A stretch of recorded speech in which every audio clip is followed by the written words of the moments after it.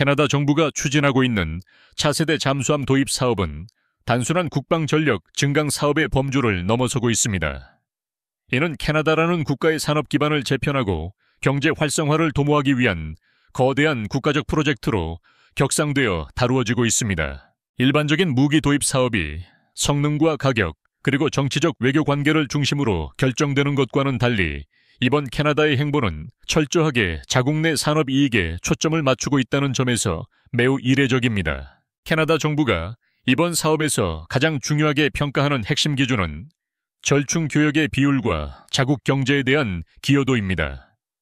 이는 잠수함 도입을 통해 캐나다 내부의 조선 산업 생태계를 얼마나 확장하고 고도화할 수 있는지를 묻는 질문과도 같습니다. 북미 지역의 군사 및 경제 전문가들은 캐나다가 가장 우선시하는 요소로 기술 이전의 포괄적인 범위와 현지 조선소 설립, 그리고 이를 통한 캐나다 현지 인력의 고용 창출 효과를 반복적으로 강조하고 있습니다. 이러한 캐나다의 까다롭고 구체적인 요구사항을 충족시킬 수 있는 국가는 전 세계적으로도 극히 드문 것이 현실입니다.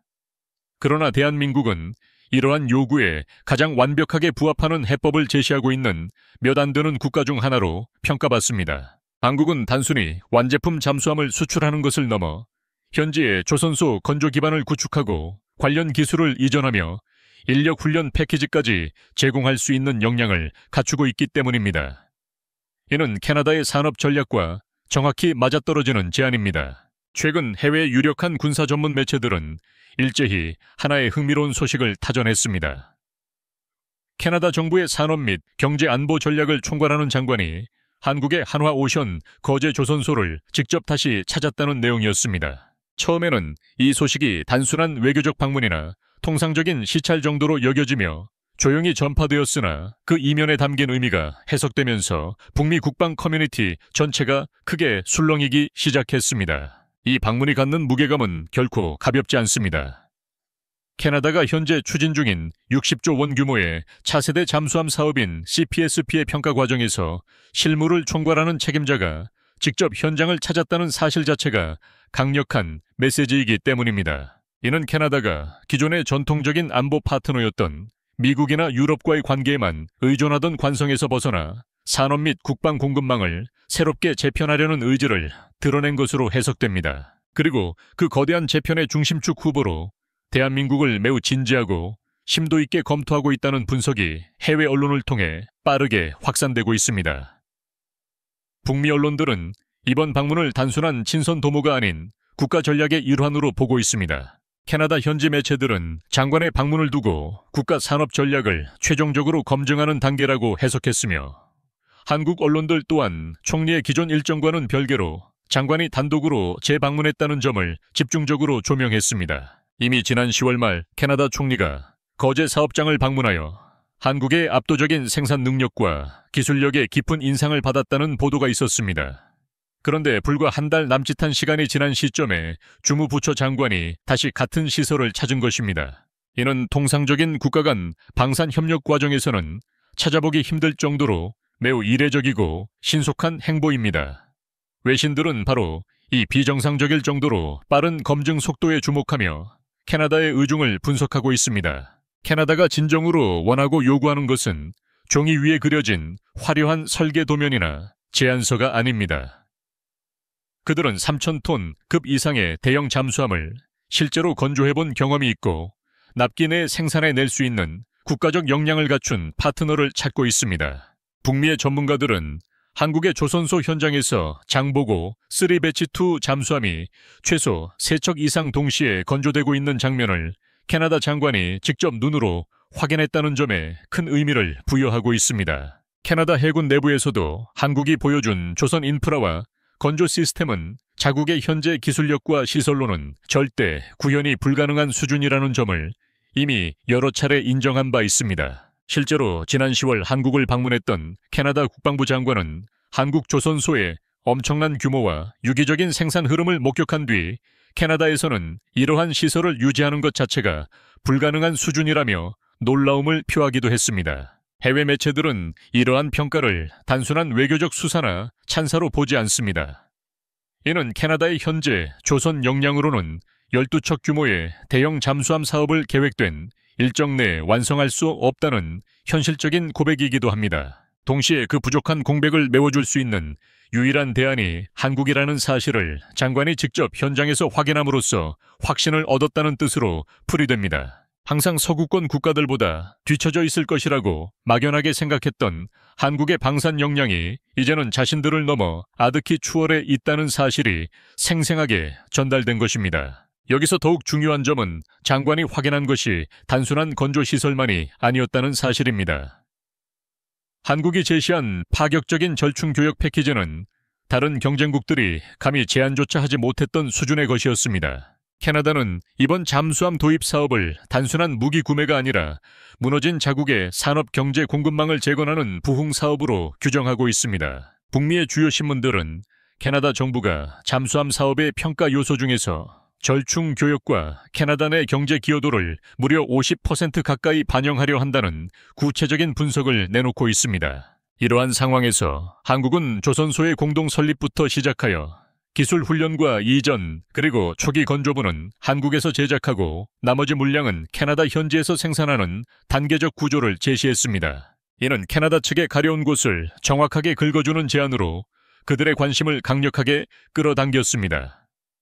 각종 외신은 한국이 사실상 초기 세척은 한국에서 신속하게 건조하여 인도하고 이후 물량에 대해서는 캐나다 현지에 건조 기반을 마련해주는 방안을 제시한 것으로 파악하고 있습니다. 장관의 재방문은 바로 이 지점, 즉 한국의 제안이 캐나다의 산업 역량 강화와 어떻게 연동될 수 있는지 그 절충 구조의 타당성을 현장에서 직접 검증하는 과정이었다고 평가받고 있습니다. 캐나다의 온라인 커뮤니티와 여론 또한 이미 한국 잠수함을 도입해야 한다는 쪽으로 급격하게 기울고 있습니다.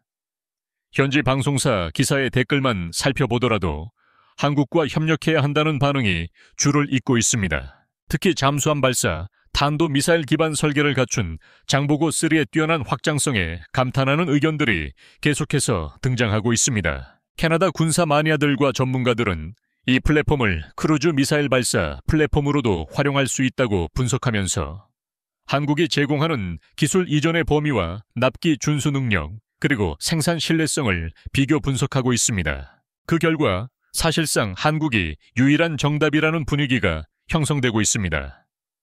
여기서 중요한 반전 포인트가 하나 등장합니다. 캐나다는 폴란드와 달리 정치적 줄세우기나 외교적 관계를 최우선으로 하지 않습니다. 그들은 철저하게 자국의 산업 경제 전략을 절대적인 기준으로 삼는 실리적인 국가입니다. 외신들 또한 정치적 요소를 배제하고 순수하게 경제적 산업적 측면에서만 본다면 한국이 선택될 수밖에 없다고 분석합니다. 정해진 납기 내에 건조할 수 있는 속도와 파격적인 기술 이전, 그리고 이를 통한 자국 산업의 재건이라는 네 가지 요소를 동시에 충족할 수 있는 국가는 전 세계에서 한국뿐이기 때문입니다. 현재 캐나다가 찾고 있는 까다로운 요구 조건에 정확하게 들어맞는 단 하나의 후보라는 평가가 굳어지고 있는 것입니다. 해외 군사 전문가들이 특히 주목한 지점은 한국의 장보고 3배치2가 보여준 준전약 무기급의 특성이었습니다. 외신들이 공통적으로 분석한 내용은 이 잠수함이 단순한 디젤 잠수함의 범주를 넘어섰다는 것입니다. 공기 불여 추진 시스템인 AIP를 기반으로 한 확장형 플랫폼으로서 기존 재래식 잠수함과는 차원이 다릅니다. 장기간의 작전 시간과 긴 사거리, 그리고 실질적인 자망 지속 능력에서 기존의 유럽산 2,000톤급 잠수함들과는 비교할 수 없는 성능을 자랑합니다. 북미의 분석팀은 장보고3의 실질적인 수중 배수량이 4,000톤급에 가까운 범주라는 점을 구체적으로 열거하며 캐나다가 요구하는 장거리 대양 순찰 임무에 가장 근접한 플랫폼이라고 정의했습니다. 캐나다의 해양 작전 환경은 대서양과 태평양, 그리고 북극해라는 거대한 세 개의 바다를 동시에 커버해야 하는 특수성을 가지고 있습니다. 반면 유럽제 잠수함들의 기본 설계는 지중해나 발트해와 같은 좁고 얕은 바다를 중심으로 이루어져 있어 캐나다의 광활한 실질 작전 지형과는 맞지 않는 근본적인 한계를 지니고 있습니다. 북미 전문가들은 한국 잠수함이 대양 작전 경험을 기반으로 설계되었다는 점에 큰 의미를 부여했습니다. 장보고3는 개발 단계부터 시험 평가에 이르는 모든 과정에서 장기간의 연속 작전 요구 조건을 충족해 왔습니다. 실제로 한국 해군의 작전 방영이 동중국해를 넘어 괌 인근 해역까지 넓어지면서 축적된 방대한 데이터가 설계에 반영되어 지속적으로 진화해 왔습니다. 해외 분석팀은 이 점을 캐나다 해군이 쉽게 얻기 어려운 실전 중심의 설계 경험이라고 높게 평가했습니다. 또 하나 의미 있는 포인트는 한국의 경이로운 건조 속도였습니다. 해외 군사경제 전문지에서는 한국의 잠수함 건조 주기가 정상적인 서구, 선진국 기준의 절반 이하라는 표현을 사용하며 놀라움을 감추지 못했습니다. 이 부분이 캐나다 전문가들 사이에서 특히 화제가 되었는데 그 이유는 캐나다가 현재 운용 중인 노후한 빅토리아급 잠수함을 유지하는 데에만 매년 1조 원에 가까운 막대한 비용을 쏟아붓고 있기 때문입니다. 이러한 문제점은 캐나다 내부 보고서에서도 이미 오래전부터 지적되어 온 사안입니다. 이 때문에 캐나다 전문가들은 한국이 제안한 초기 세척의 한국 건조 및 신속 인도 방안에 깊은 관심을 보이고 있습니다. 빠른 인도가 가능하다는 것은 곧 돈 먹는 하마인 빅토리아급의 유지비, 지출을 조기에 절감할 수 있다는 뜻이며 이 하나만으로도 한국 제안의 경제적 타당성이 월등히 높아진다는 분석입니다. 한국의 산업 이전 모델은 북미 전문가들에게 캐나다가 원하는 절충 교역 조건을 모두 채울 수 있는 사실상 유일한 옵션으로 평가되고 있습니다. 유럽제 잠수함 제조사들은 기술 이전이 거의 불가능하거나 소극적이며 현지 건조 비율도 낮을 수밖에 없습니다. 하지만 한국은 조선소 설립부터 기술 훈련과 이전까지 완전한 이전을 약속하고 있습니다. 이미 인도네시아와 호주 등의 사례를 통해 검증된 한국의 이러한 협력 구조는 캐나다가 추진 중인 산업 재건 전략과 정확히 맞아떨어지는 핵심 요소입니다. 장보고 3 배치 2가 가진 잠수함 발사 탄도미사일 기반의 구조 또한 캐나다 전문가들이 크게 주목한 부분입니다. 설령 탄도미사일 운용 계획이 당장은 없다고 하더라도 이 6기의 수직 발사관은 매우 유용합니다. 이를 장거리 순항 미사일 플랫폼으로 확장 가능한 설계로 활용할 수 있어 북극해와 같은 광활한 영역에서의 장기 순찰 임무에 최적화된 모듈 교체 능력을 제공하기 때문입니다. 캐나다 네티즌들의 여론 역시 한국 쪽으로 확실하게 쏠려 있습니다. 성능과 납기, 그리고 작전 지속 능력과 현지 건조 가능성 등 모든 항목을 꼼꼼히 비교하면서 한국이 가장 현실적이고 합리적인 대안이라는 평가가 지배적입니다. 캐나다 해군 내부에서도 한국의 대형 플랫폼이 유럽산보다 경제성과 작전 효율성 면에서 우위에 있다는 분석이 반복적으로 제기되고 있습니다. 특히 캐나다는 정치적 명분보다 산업과 경제 전략을 우선시하는 실용주의 국가입니다. 이러한 구조 속에서는 60조 원 규모의 산업 기여도를 충족할 수 있는 곳이 한국뿐이라는 결론이 자연스럽게 도출됩니다. 결국 한국 잠수함은 선택의 문제가 아니라 필연적으로 선택할 수밖에 없는 최적의 옵션이라는 평가가 점점 더 힘을 얻고 있습니다. 한편 시선을 돌려 대한민국 해병대의 전력과 미래에 대한 이야기를 해보고자 합니다. 2025년 3월 29일 공개된 한중미 해병대의 연합훈련 영상은 우리에게 많은 시사점을 던져주었습니다. 2018년에 창설된 해병대 특수수색대는 기존의 수색대와는 달리 철저하게 간부 위주의 전개화를 목표로 하여 창설된 해병대 사령부 직할의 특수부대입니다. 한국은 이 해병대 특수수색대를 필두로 하여 각 사단 예하에 흩어져 있던 수색대와 수색교육대를 통합하여 특수수색단의 출범을 준비하고 있습니다. 이렇게 새롭게 탄생할 수색부대는 미 해병대의 레이더 연대처럼 적진 깊숙이 침투하여 특수 임무를 수행하는 최정예 부대로 운용될 예정입니다. 대한민국 해병대는 이러한 최정예 수색대를 통해 적지에서의 특수 정찰과 화력 유도, 그리고 직접 타격 등의 고난도 임무를 수행하며 우리 군의 상륙작전 역량을 한 차원 더 높은 단계로 발전시킬 것입니다. 현존하는 모든 군사작전 중에서 가장 많은 위험을 감수해야 하며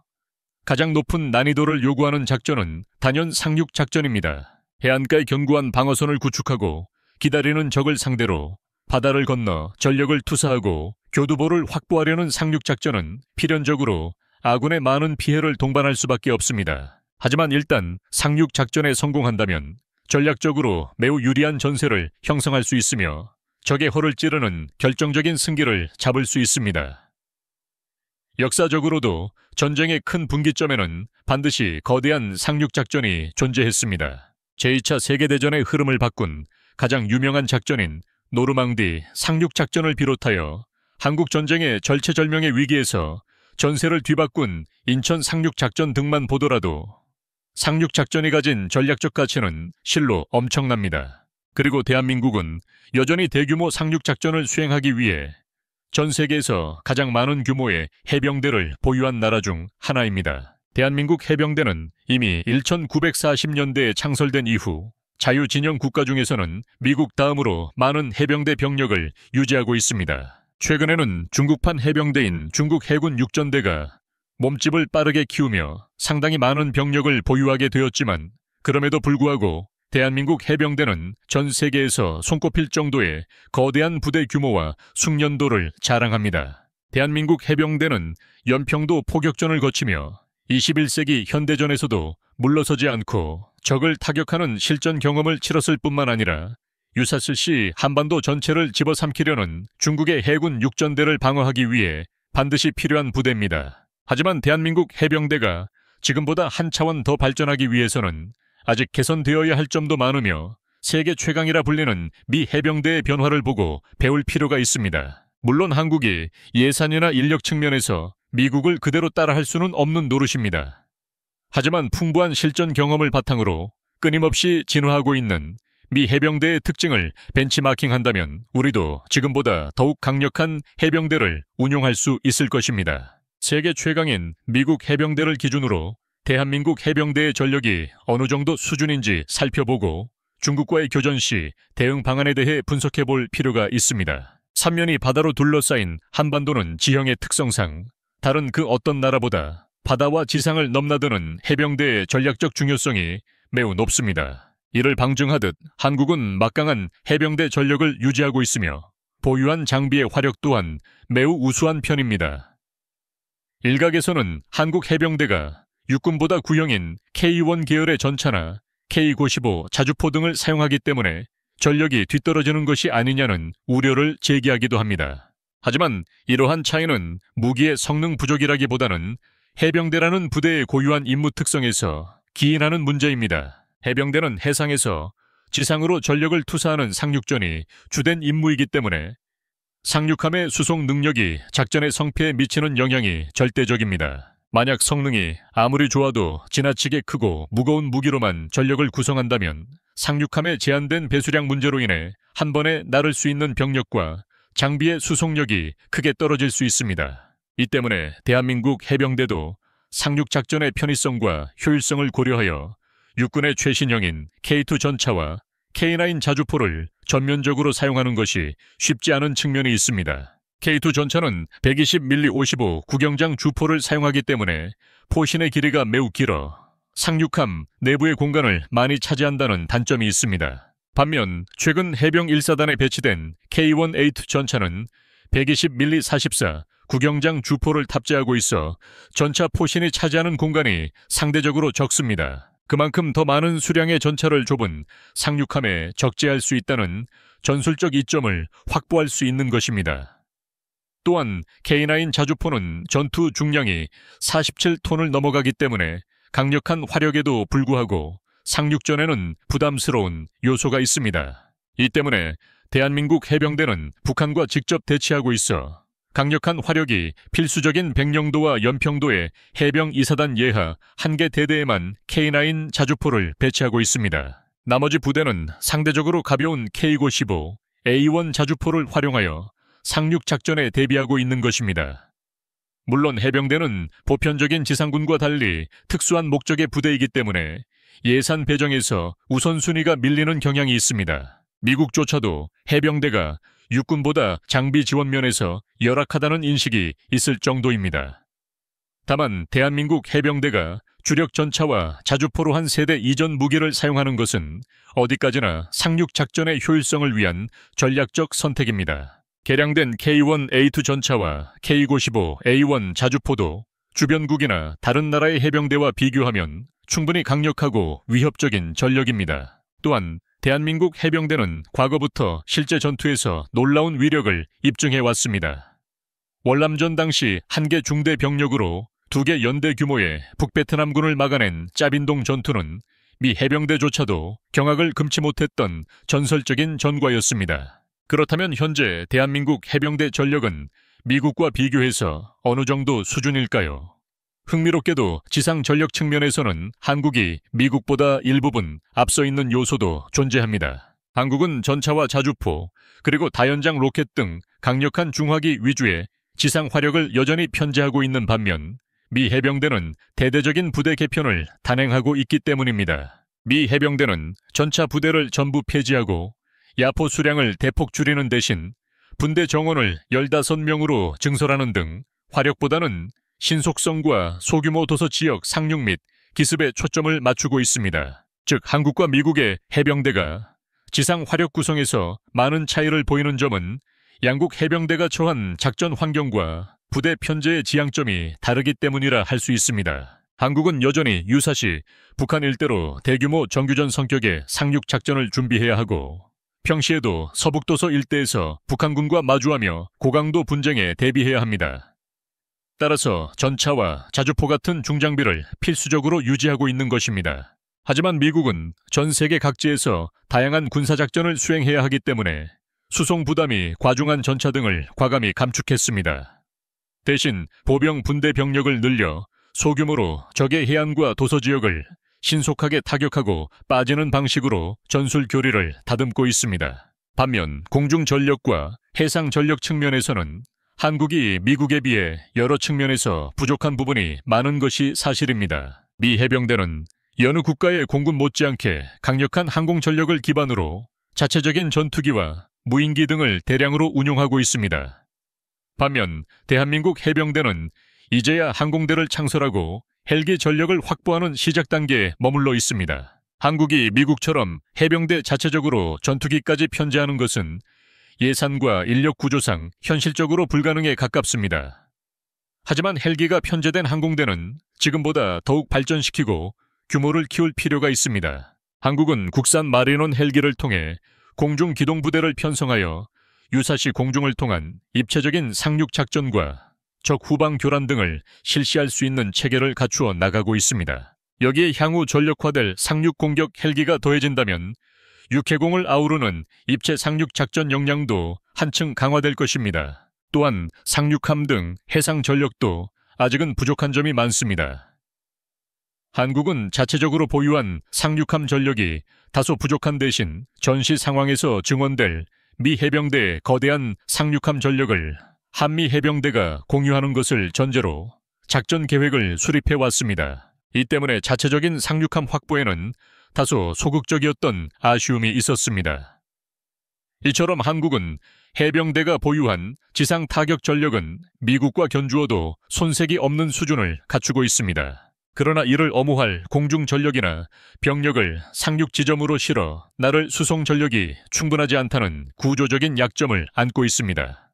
따라서 대한민국 해병대가 더욱 발전하기 위해서는 세계 최강의 미국을 벤치마킹하여 이러한 단점을 보완하려는 시도가 중요합니다. 더욱이 대한민국 해병대는 미 해병대가 경계하는 해병대의 육군화 문제에서 자유롭지 못하다는 고질적인 문제를 안고 있습니다. 미 해병대가 전차 등 중장비를 포기한 배경에는 해안 상륙의 신속성을 증대하려는 목적과 함께 해병대가 점차 육군과 다르지 않게 변질되는 것을 막으려는 의도도 있었습니다. 과거와 달리 수평선 너머에서 발진하는 초수평적 상륙작전이 대세가 된 상황에서 미 해병대는 기동성의 걸림돌이 되는 기갑과 포병 전력을 감축했습니다. 대신 보병 기동 기습 타격을 주축으로 하는 새로운 작전 교리를 적극적으로 반영함으로써 조금 더 효율적이고 날렵한 상륙작전을 고민하고 있으며 이에 대한 성과를 보여주고 있습니다. 그러나 한국은 여전히 상당수의 육군 임무를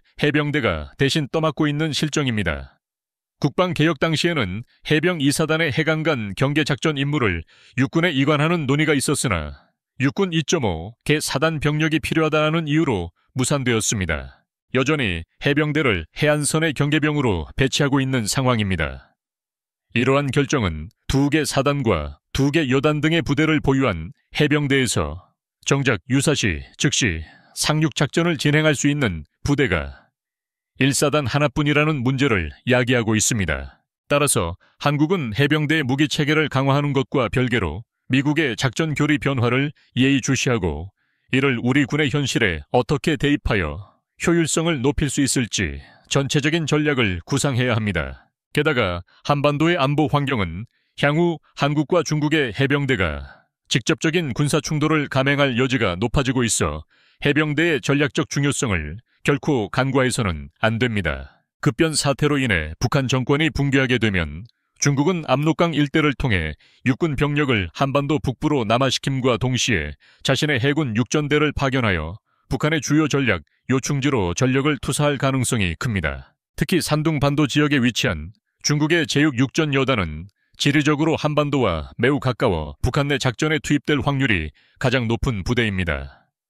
이러한 중국군의 움직임을 차단하고 견제하는 데 가장 적합한 부대는 단연 해병대입니다. 북한은 서해 일대로 흐르는 강이 많기 때문에 이를 활용하면 해병대 병력이 해상에서 강을 거슬러 올라가 북한 내륙 깊숙이 진입하는 것이 가능합니다. 중국의 해군 육전대는 병력을 빠르게 증강하고 있지만 아직 항공 전력이 부족하여 신속한 병력 전개가 어렵다는 약점을 보유하고 있습니다. 그 외에도 장비의 현대화가 미흡하여 작전 역량이 상대적으로 부족한 상태입니다. 따라서 지리적으로 북한과 더 가까운 한국이 신속한 상륙 작전을 전개한다면 주요 지점을 선점하고 중국 해군 육전대를 효과적으로 상대할 수 있습니다. 특히 지상 상륙 이후에 벌어질 교전에서 필요한 화력 측면에서 한국은 중국을 압도할 수 있습니다. 한국은 한 개의 해병 사단 예하에 4개의 포병대대와 한 개의 다연장 사격대, 그리고 한 개의 전차대대를 편제하고 있습니다. 반면 중국은 이를 맞상대할 전력이 1개, 포병대대와 1개 전차대대에 불과하여 화력의 밀도 측면에서 한국의 상대가 되지 못합니다. 만약 대한민국 해병대가 남포를 거쳐 평양으로 상륙하여 북한의 지휘부를 타격하고 일부 부대가 청천강 일대로 상륙하여 북한을 지원하기 위해 남하하는 중국의 육군과 해군 육전대를 저지한다면 전세는 크게 달라질 것입니다. 그만큼 우리 군은 육군 주력 병력과 예비대를 북진시켜 북한 지역을 안정화할 수 있는 귀중한 시간을 확보할 수 있게 됩니다. 따라서 한국은 한반도에 대한 중국의 야욕을 저지하고 통일 과정에서의 주도권을 잡기 위해서라도 해병대 전력을 지속적으로 강화하고 다양한 전술 교리를 발전시켜 나가야 할 것입니다. 이것이 대한민국 해병대가 나아가야 할 길입니다.